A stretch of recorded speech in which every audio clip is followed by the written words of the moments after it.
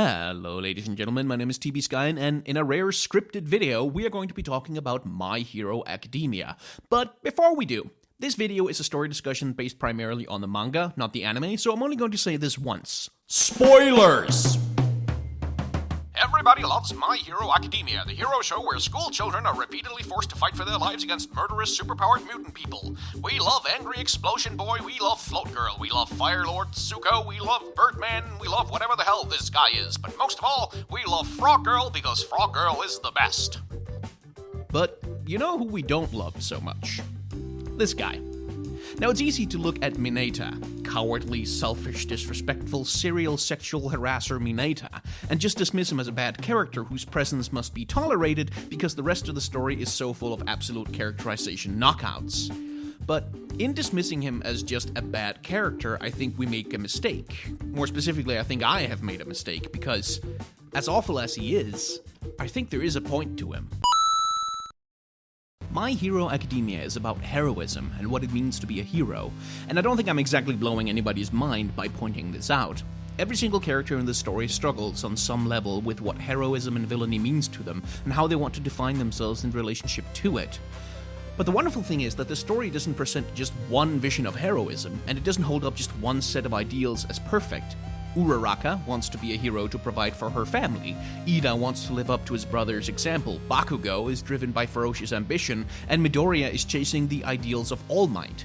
And all of these approaches have flaws, which the story is happy to criticize. Ida's idolization of his brother leads to the disastrous confrontation with Stain, for example, and All Might's uncompromising pursuit of being the symbol of peace not only gets him mortally wounded and depowered, but creates the circumstances for villains like Stain and Shigaraki to emerge and flourish. But the story broadly uses these flaws as opportunities for the characters to grow, for people to learn to be better and build a better world that makes up for the mistakes of the past. Now, Mineta is a hero. The story is very clear about this. He's a hero, he's a student at the Top Hero Academy, he has earned his place there, and he's not completely useless. He goes through the same education everyone else does, he survives many of the same ordeals, he passes the same exams. But think about who and what he represents.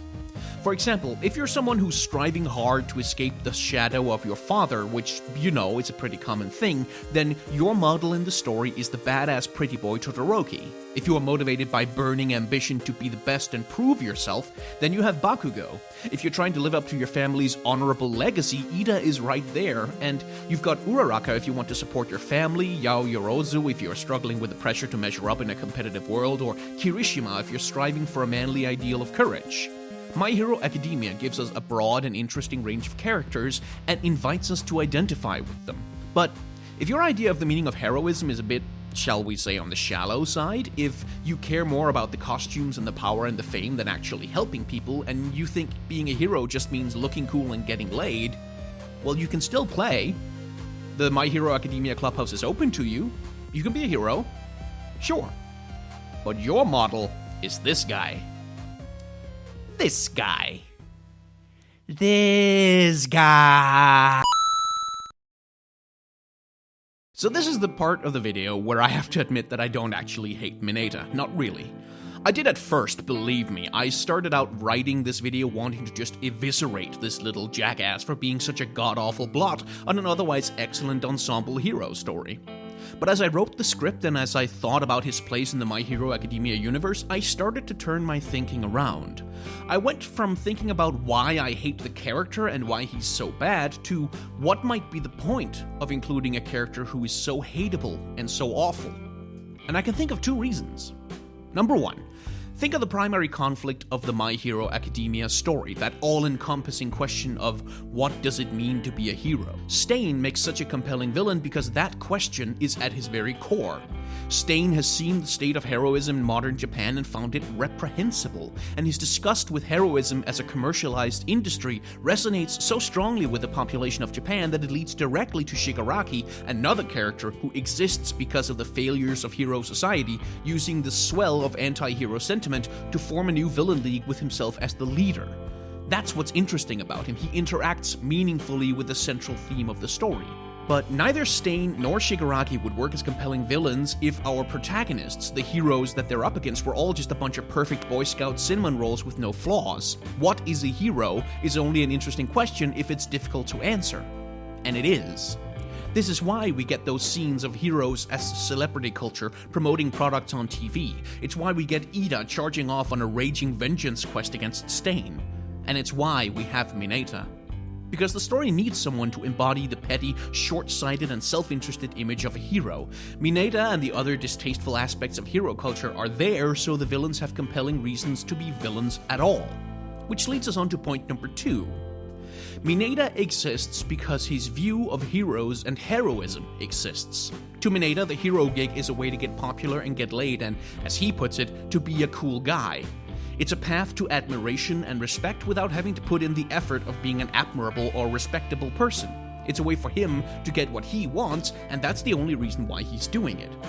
And that's a sentiment that exists both inside and outside of My Hero Academia. Because you don't have to look very far among fans of superhero stories to find people whose first reaction to a critical examination of heroism in comics is stop overthinking it. Stop trying to read themes into it, stop trying to relate it to the real world. It's just escapism, it's just entertainment, it's just wish fulfillment, it doesn't really mean anything. And in the world of My Hero Academia, sure, if that's how you think of heroes, fine, you can have your costume, you can have your superpowers. But your avatar, your image, your identification in the world of heroes is a whiny, cowardly little snotgremlin who spends most of his screen time whining and complaining and sexually harassing women who are far too good for him. And as much as I may hate the sentiments that gave birth to Mineta as a character, I honestly can't hate the viciousness with which they're portrayed and represented. Hey, thank you very much for watching. Like, subscribe, do all the other usual YouTube stuff, and if you have any comments, if you have any thoughts about how Mineta works as a character, how My Hero Academia uses its characters to enhance its narrative, or anything of the like, I would very much appreciate if you left them in the comments down below, because I'm very interested in reading them. I try to keep up with them, I try to respond to as much as possible. I don't do these scripted videos too very often, because frankly I just don't have time for it, but Mineta is a character I hate enough that I decided to take the time to actually do a video about why I hate him and how awful he really is. So, if you liked it, that's nice. A like will tell me that this might be a thing I should invest some more time into. But for now, I guess I'll just see you in the next video.